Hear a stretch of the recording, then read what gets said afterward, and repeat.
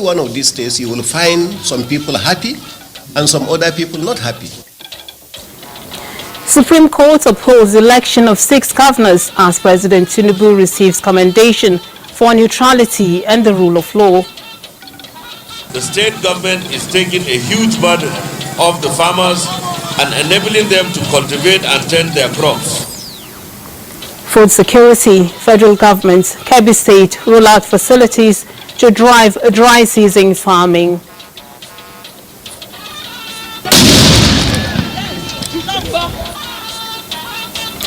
Nigeria police scales up strategies to stay ahead of criminals. Plus updates on AFCON with Abdullahi Ajia. Hello and welcome to the Network News. I am Lami Ali. Adiola Kamiakere will be joining us from Lagos. Benny Adams will bring us the business news, and Abdullahi Ajia is standing by with the latest news on sports. Remember that you can watch this broadcast live via our website nta.ng/live and also on our other social media handles displayed on your screen. We begin from the Supreme Court, where it has dismissed 14 appeals against the election of 6 governors. The Apex Court's decisions are based on lack of merit on all the appeals. Daily Atumbi of our judiciary desk reports. 2 panels of the Supreme Court comprising 5 justices in each decided all the 14 appeals from 6 states. The states are Delta, Ogun, Nasarawa, Gombe, Kebbi, and Kaduna. The Justice John Okoro-led 5-man panel of justices decided 2 states' governorship election appeals. Justice Okoro-led panel dismissed the 3 appeals filed by the candidates of APC, Labour Party, and SDP against the declaration and return of the incumbent governor of Delta State. The panel, in a unanimous decision, also upheld the election of Dapo Abiodun as the duly elected governor of Ogun State. Ladi Adebutu of the PDP, as appellant, challenged the election of Governor Dapo Abiodun for non-compliance with the provisions of the Electoral Act 2022 in the conduct of the election. Justice Kudirat Kekere-Ekun led 5-man panel of justices adjudicated on appeals from Nasarawa, Gombe, Kebbi, and Kaduna states. The Apex Court upheld the declaration and return of Abdullahi Sule as governor of Nasarawa State, Inu Ayaya as duly elected governor of Gombe State, Nasir Idris as governor of Kebbi State, and Ubasani as governor of Kaduna State. All the appeals against the election were dismissed for lacking in merit. The Supreme Court has adequately considered the issues of law and have come to the conclusion that the case of Nasarawa State, as presented before it, is in favor of the sitting governor of Nasarawa State, Engineer Abdullahi Sule. It's a very lucid judgment, and it has restated the issue of the law that brought more clarity into the issue of pre-hearing notice. It's a victory, but it's a victory that is not for me alone. It's a victory for democracy. It's a victory for the judiciary as a whole. And it's a victory for the people of Gombe State. The Supreme Court unanimously put a final seal, the mandate freely given to me by the people of Gombe State. The decisions of the Apex Court on these 14 appeals have brought to a close all legal disputes on the conduct of the governorship election in those states. In Abuja, Daily Atumbi, NTA News. Now, President Bola Tinubu has been commended for the neutral role he has been playing, allowing the justice system to work without interference. Upon the confirmation of his election by the Supreme Court, Governor Abdullahi Sule of Nasarawa State, in company of 2 of his predecessors, visited President Tinubu in the State House. Governor Sule, who told correspondents that they came to appreciate the president for allowing rule of law to thrive, said he is now ready to focus on delivering good governance in his state. So all the issues as far as elections are concerned are over today.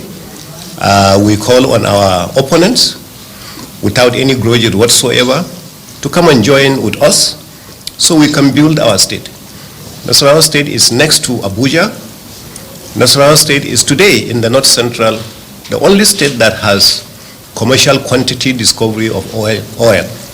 It is the only state so far that is building minerals processing plants.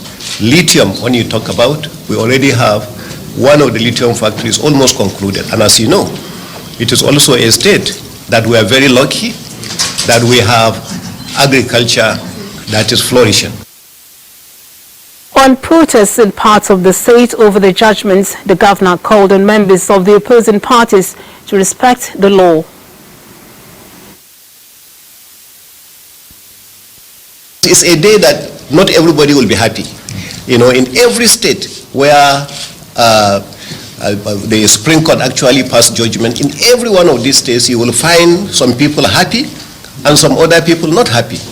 But I think people who understand what democracy is all about will understand that the Supreme Court is the ultimate and is the final. So, and those who appreciate and respect democracy should actually leave it right there and come on, because protest or no protest will not change anything. The Supreme Court has already passed its judgment.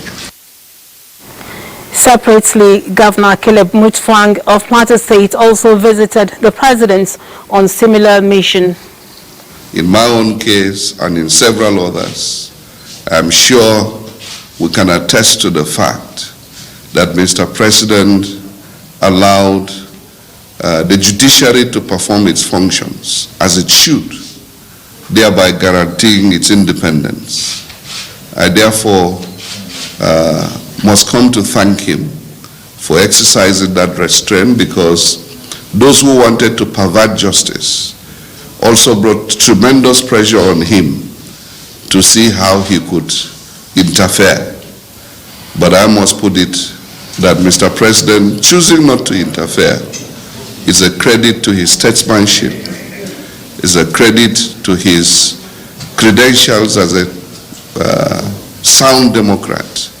And this is the only way we can ensure that our institutions mature to the point where they can guarantee not only the survival of democracy, but also ensure that institutions should be able to survive, develop, and outlive individuals.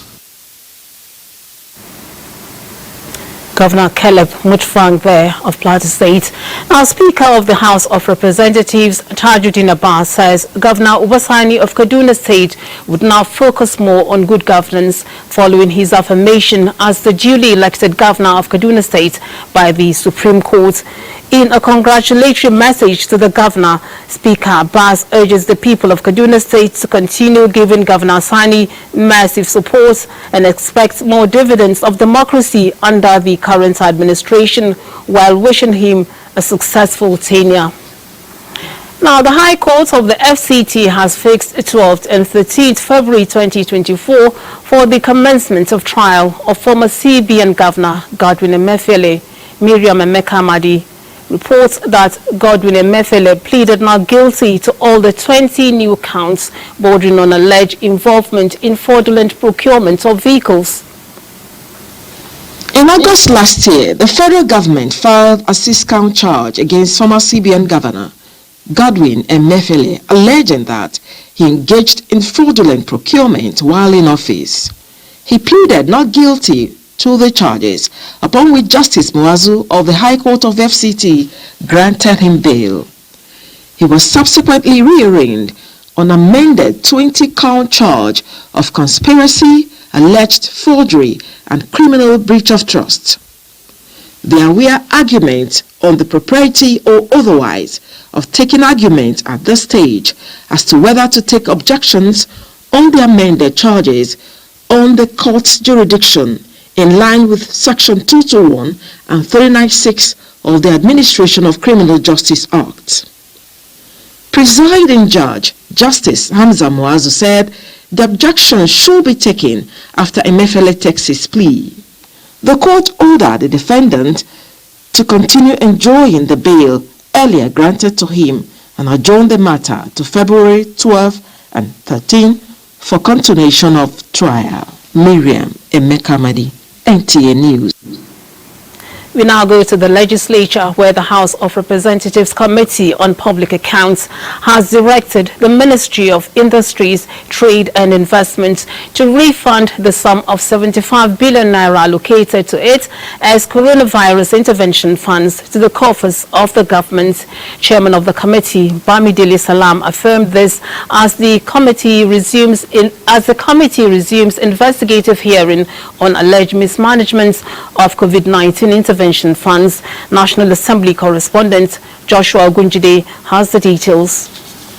The Public Accounts Committee is investigating 56 ministries, departments and agencies of government on the utilization of COVID-19 intervention funds after a resolution on a motion raised by Zakaria Nyapa. The committee found out the refusal of the Ministry of Industries to honor its invitation on 3 occasions without prior notice of such action. Anyone who fails to appear without justifiable reason will leave us with no other option than to resolve the issues in investigation against them. It will be assumed that they do not have any justification for the expenditure of the monies released to them. The Federal Ministry of Health was also directed to return 10 billion naira earmarked for the production of COVID-19 vaccines, which was allegedly never utilized by the ministry. Is domiciled in the GIFMIS account of the Accountant General of the Federation. The GIFMIS account of the Accountant General of the Federation. We don't have access to the money. The Chief Executive Officer of the Rural Electrification Agency, RBA, Salih Johamed, was similarly directed to submit a document detailing the utilization of the agency's COVID-19 intervention funds before the close of work on Friday, January 19. From the National Assembly, Joshua Okonjide, NTA News. Much is left untapped in the National Youth Service Corps scheme, and harnessing the potential that abounding it will add greater value to the socio-economic and political status of the country. This is the submission of Governor Babagana Umar Zulum while receiving the Minister of State for Youth Development, who is on official visit in the state. Zainab Adam reports. Borno is the first state the Minister of State for Youth Development, Ayodele Olawande, is visiting with the aim of interfacing with relevant stakeholders on youth development issues. Governor Zulum, who noted the critical role the NYSC scheme plays towards enhancing unity in the country, said there is need to do more to actualize the founding vision of the scheme. We are yet to exploit the full potentials of establishing the National Youth Service Corps after so many years of its establishment. The minister, Ayodele Olawande, said President Tinubu has made far-reaching provisions to avail the youth maximum opportunities for self-actualization. It is a sin and is a crime for any young man in this country not to have at least 2 skills. Then the program have come up, which is going to be launched very soon, which will be called NIA, Nigeria Academy. Towards that goal, it could be called the governors constructed entrepreneurial skill centers. While at Muna internally displaced persons camp, the minister sympathized with the internally displaced persons over their losses and reassured them of resettlement support soon. Ayodele was at Theatre Command, Operation Hadinkai and 7th Division Hospital, where he acknowledged sacrifices of the frontline troops. Borno State Commissioner for Youth and Sport, Sa'in Nabuba, who conducted the minister round the state, also organized a forum for youths to engage with the minister. In Maiduguri, Zainab Adam, NTA News. Now, the federal government's plans to decentralize passport issuance so that Nigerians can easily obtain the vital travel documents. Minister of Interior Olubunmi Tunjojo stated this while playing host to Oba Mufutau Badamosi Olofa of Ofa and Oba Sharafa Dini Buhari Onijagbo of Ijagbo, who were on a courtesy visit to the minister in Abuja. Olubunmi Tunjojo reiterates the commitment of the ministry to efficient service delivery and easy access to all such services by citizens across the country. The monarchs commended the minister for his achievements so far and requested that a fire training academy be established in Ijagbo and the passport production center in Ofa, Kwara State, to give the two communities a sense of belonging. To prevent fragmentation of the global economy, building a solid growth agenda and avoiding recession are critical. President of the World Economic Forum, Borge Brand said this as the closing of the annual event, which had one of the highest attendance and commitments in recent years. Haman Jabani reports. In his closing remarks at the World Economic Forum's annual meeting in Davos, Switzerland, the president of the forum said progress has been made at the 5-day-long forum on the issues of climate ambition, equitable growth, and frontier technologies. The WEF's 2024 meeting with the theme Building Trust came against the backdrop of unprecedented global challenges and crises that include high inflation, energy crisis, climate change, and geopolitical conflicts, among others. And the deteriorating security landscape are challenges that are not bound by borders. They affect us all. There's no longer such a thing as a country, company, or community insulated from global shocks. World leaders at the Global Economic Outlook, world chiefs including WTO and IMF, said the global economy was tested in 2023 and called for accelerated economic priority from all leaders to achieve a common goal. When we look at the first 3 quarters and the last quarter, we still think we'll come in at about the number we projected or slightly less than that. We had been more optimistic about 2024, and we were forecasting a considerable recovery to 3.3%. Consumption is still a driving force for growth, but the tailwind that we had the benefit of are gradually fading. This year's event was notable for being the first summit since COVID-19 to have drawn a huge number of attendees, with debate leaning on geopolitical conflict, science and technology that drew out many traditional conversations around the economy and climate change. Haman Jabani, NTA News. Time now to take a break. Do stay tuned as we have more stories. You're welcome back. As the implementation of the 2024 budget takes effect, experts in the financial industry are lending their support towards ensuring effective implementation that meets expectations. This was at a workshop on the 2024 national budget held in Abuja. Bosede Abel reports. Members of the Association of National Accountants of Nigeria and Chartered Institute of Taxation of Nigeria are here to make recommendations on the budget of renewed hope. Analyzing the hope and future benefits for the citizens is their focus. A target 1 trillion economy within the next decade, they say, is possible, but stress that the federal government needs to ensure the coordination of monetary and fiscal policies with focus on restoring value to the system and reducing inflation, a step they say is critical for the economy to recover for sustainable growth. In the case of budget, revenue is the most important thing. Where the revenue is well sourced, the budget heads will have enough to be allocated. So it is not enough to focus on federal government and criticize what they are doing. So we encourage the various state government to do what is necessary, put the necessary infrastructure in place, put the necessary manpower in place, whereby we know that this country can be great. Panelists here also believe dissecting and striking a balance towards meeting basic needs, reducing debts, stabilizing the exchange rate, taxation, in addition to sealing leakages from oil theft and looking at the short and long-term expenditure framework and other issues affecting economic growth will provide a clear path to economic recovery. In Abuja, Bosede Abel, NTA News. Benny Adams is our guide on business news today. It's over to you, Benny. Thank you. And more on business. As conversations came to a close at the World Economic Forum in Davos, Director General of the WTO alongside other policy makers agree on balancing actions on growth, promoting human development, as well as improving global trade. Digitally delivered services trade, growing at 8% per annum. And that is a very, very interesting thing, because now we're all talking of digital platforms, AI, and this is a positive sign. And we should be preparing ourselves to say, how do we support such trade? How do we make sure that it benefits small and medium enterprises, women, those at the margin? Green trade has tripled from 2000 to now, tripled in value to $1.9 trillion. That's another opportunity.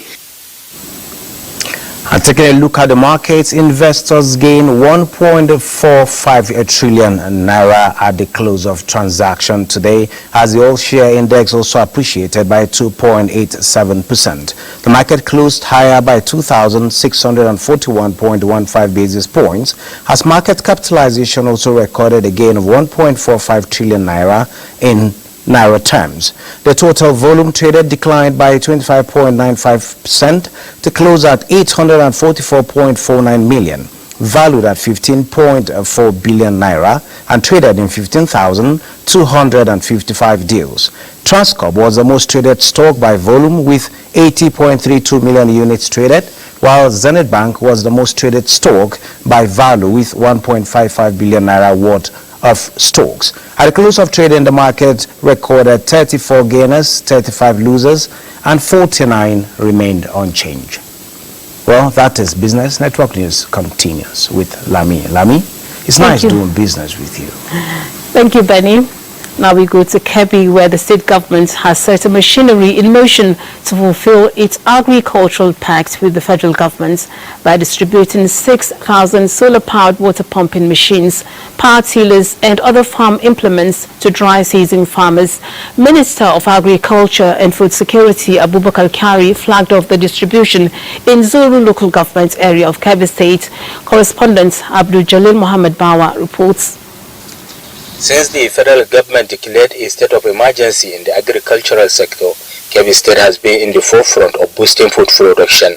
With the recent pact signed with the federal government and Ekiti State, the governor under Kaura Agricultural Development and Growth Agenda is boosting dry season farming with the distribution of 6,000 solar-powered water pumping machines, tillers, and other farm inputs. Minister for Agriculture and Food Security, Senator Abubakar Kyari, was on hand to distribute the input to the farmers. Supporting farmers with these implements and solar water pumps, the state government is taking a huge burden off the farmers and enabling them to cultivate and tend their crops.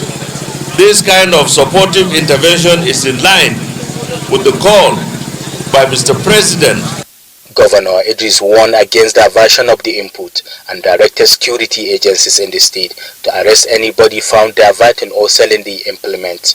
Today is a marvelous day, a day that I won't forget as a dry season farmer, presenting me this with solar system to get water without a kobo. It's an effort that the government has made. It will make enormous contribution on the production of large farm produce. The farmers are hopeful for an all-year-round harvest. From Suru local government area of Kebbi State, Abdul Muhammad Bawa, NTA. The Rocket Rice Mill in Argungu, Kebbi State, has increased its production capacity from 120,000 to 240,000 metric tons of rice per annum. Minister for Agriculture and Food Security Abubakar Kyari inspected the silos and distributed more rice seedlings to the farmers in Argungu. Correspondent Abubakar has the story. 2015 marks a turning point in Kebbi State when former President Muhammadu Buhari planted rice seedlings to flag off the famous Anko Borowo scheme in the state. Today, Kebbi has recorded tremendous feat in rice production, taking giant steps to having one of the largest rice mill in West Africa. The inspection was led by the chairman of the company, Alhaji Farouk Gumel, who took the minister around the production site. He was impressed with the level of development in the company and hopeful that Nigeria will soon be self-sufficient in rice production. The minister also flagged off the distribution of agro-inputs to rice outgrowers into the dry season farming. I'm just overwhelmed, and I think this is the step in the right direction for food security in Nigeria. For 260,000 metric tons total capacity per annum, and that means that we have the farmers to provide the input, the raw materials for this mill. The chairman of the company, Alhaji Farouk Gumel, was appreciative of the minister's visit, adding that it is a morale booster to farmers and the sustainable rice production strategy to feed the nation. We have built here today is not as a result of our hard work, but it's as a result of the love the host community has shown us. That is the encouragement we needed to continue to do some of the things that we're doing. And if many of us that are investors in Nigeria will branch out into the rural economy and replicate this, I think we'll have a country that nobody can even touch in terms of competitive advantage.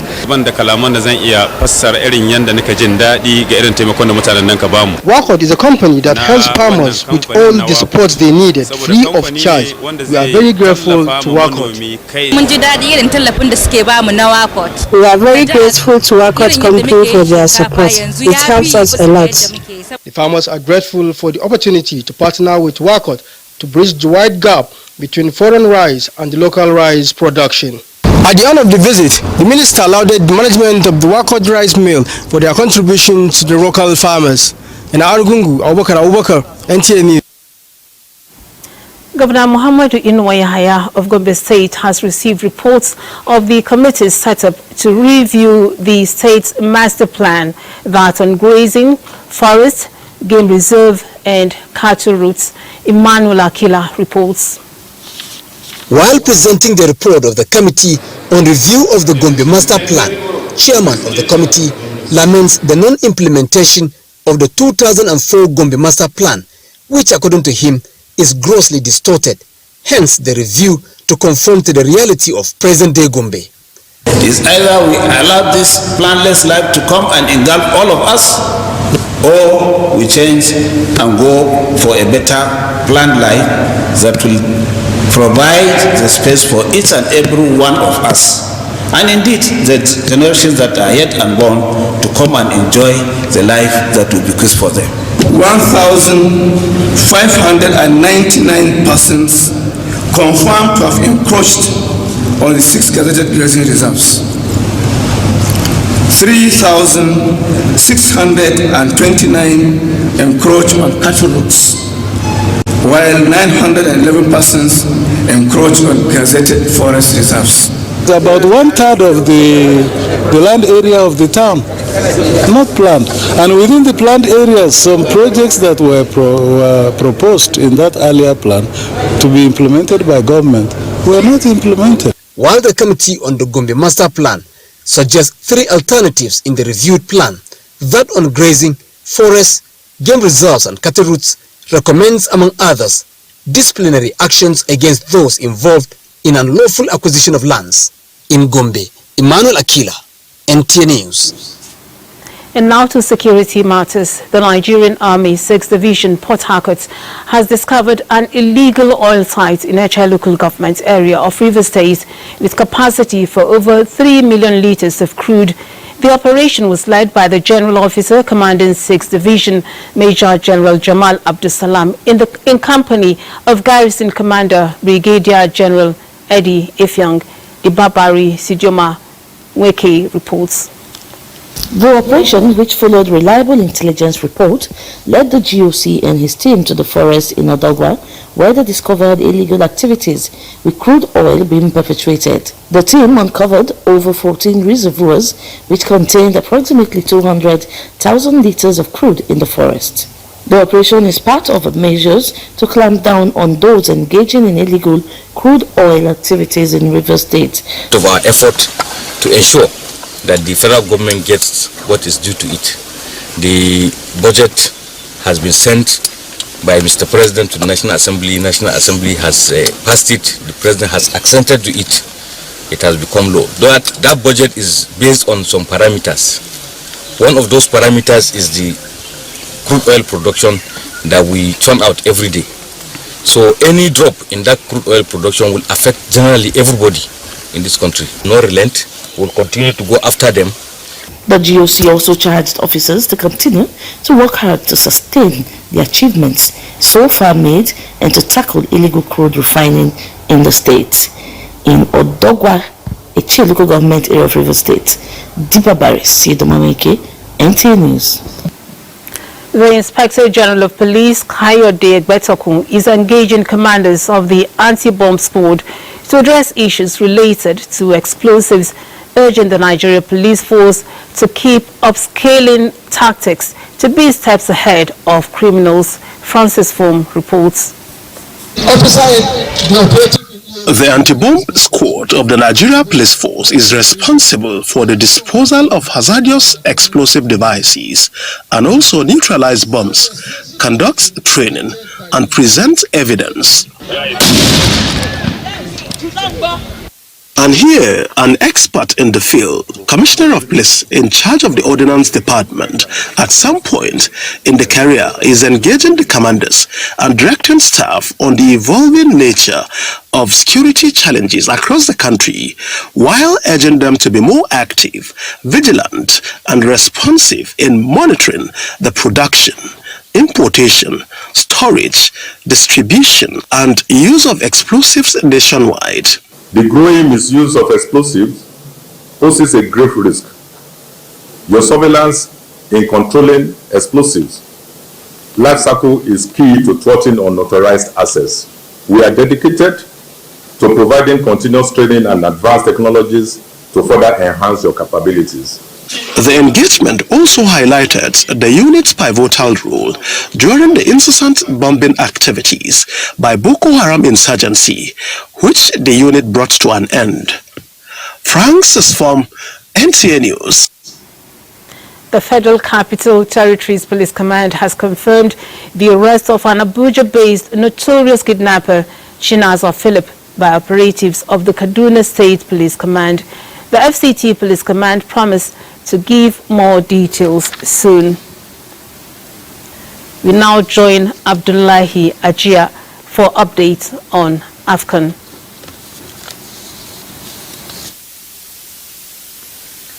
Thank you, Lami, for joining us on AFCON Update. First, we begin with the early kick-off of today, where the Blue Sharks of Cape Verde keep their 100% record intact in the 2023 Africa Cup of Nations in Côte d'Ivoire with their second victory, which now make them the first to qualify to the next round, even with the last group game still in hand. They now have 6 points ahead of Egypt with 2 points. Ghana and Mozambique are on 1 point in Group B. Meanwhile, defending champion Senegal were clinical this evening as they kept a clean sheet with a 3-1 victory over the indomitable Lions of Cameroon, whom have struggled so far in the tournament and could only manage 1 point from 2 games. The result compounds Cameroon's problems in Group C, where Senegal currently tops with 6 points. Guinea are currently trading tackles at the moment with Gambia in the last game of the day, and the score standing at goalless at the moment, which is being shown the terrestrial platforms of the NTA. Now, with the 2023 AFCON making progress, surprises, upsets, and frustrations for some teams getting more intense with tackles, I spoke earlier with a Nigerian journalist, Abiola Shodie, on the organization of the tournament so far. So he will be giving us the perspective from the eye of a journalist currently in Côte d'Ivoire. Abiola, what do you think? So I would say it's been an improved tournament, from an organization point of view. It's much better than what we saw 2 years ago in Cameroon. In terms of infrastructure, I think the Ivorians have really upped their game. The infrastructure top notch, and of course the facilities are really good, and of course organization wise, they've really tried to bring in experts to help coordinate other things, all the gray areas. This is a small city. Let me use Abidjan as my sampling area.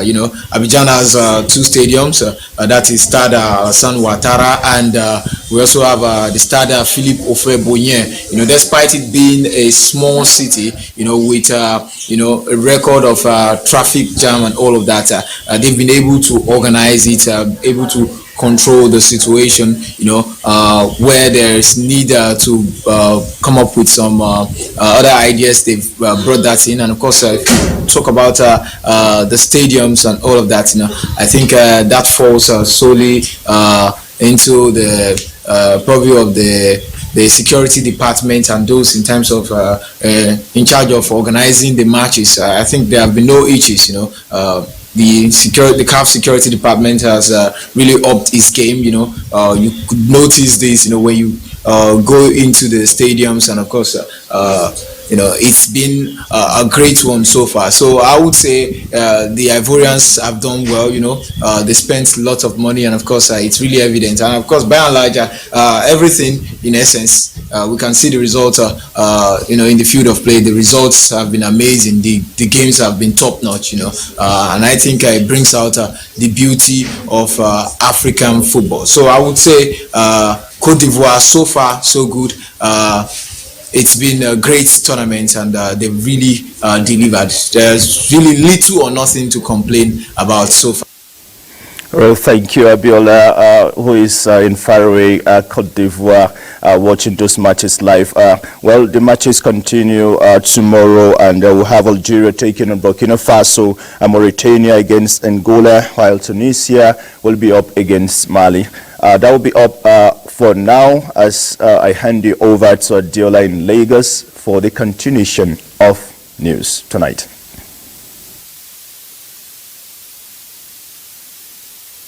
Thank you, Lami. Welcome to Lagos. The Nigeria police will always be committed to the welfare of families of those who paid the supreme price in their duties of securing citizens of the country. Lagos State Police Commissioner Fayode Adegoke stated this while presenting checks to families of fallen officers in the state. Jesuto Moses reports. In a touching gesture of appreciation, the Commissioner Fayode Adegoke presented a check of 166.2 million naira to families of 86 police officers who had died tragically in the line of duty. The beneficiaries expressed their heartfelt gratitude to the police authorities for recognizing the sacrifices made by their loved ones. This display of support underscored the deep respect and commitment the force holds for its fallen heroes. Well, I'm happy that something actually turned up and that it didn't die in vain, at least.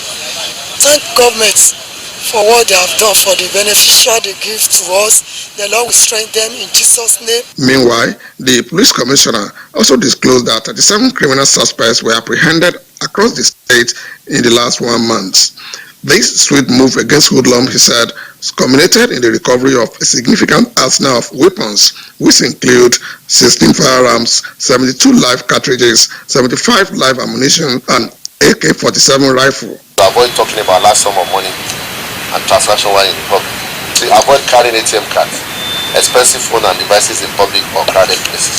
Always arm yourself with relevant emergency number, including that of your DP, nearest to you. The enforcement officer charged residents to heighten security awareness in their domain, urging the public on vigilance and community engagement and cooperation to maintain safe environment for all. In Lagos, Jesuto Moses, NTA News.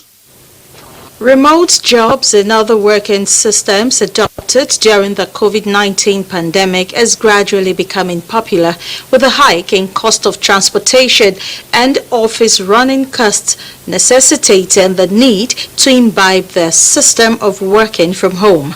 Joel Popola reports that expert says this system is, however, not applicable to all professions.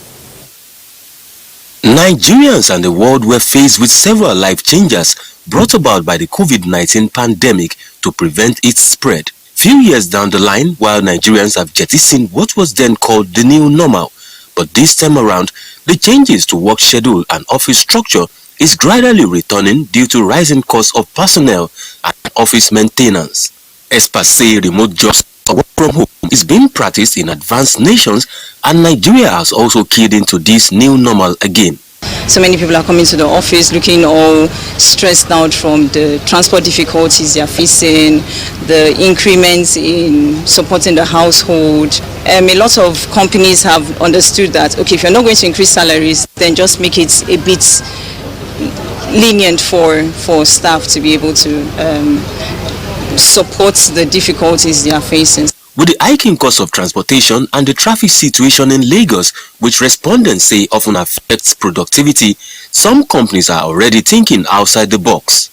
The thing is this, you see, this social media, or I think this one was introduced during this coronavirus issues, and we never knew we would be at this age where our way of doing things is manpower.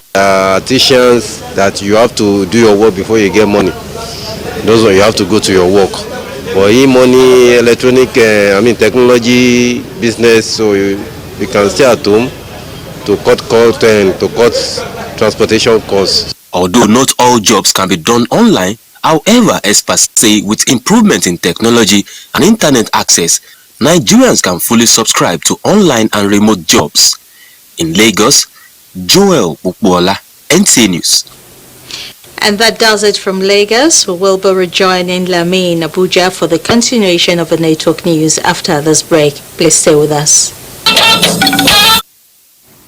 Thank you for staying. Former President of Sierra Leone, Ernest Bai Koroma, has arrived safely in Abuja for exile in a deal brokered by ECOWAS.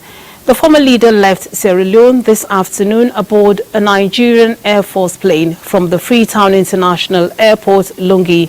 Koroma's arrival comes after he was charged for treason and alleged involvement in an attempted coup on November 26th.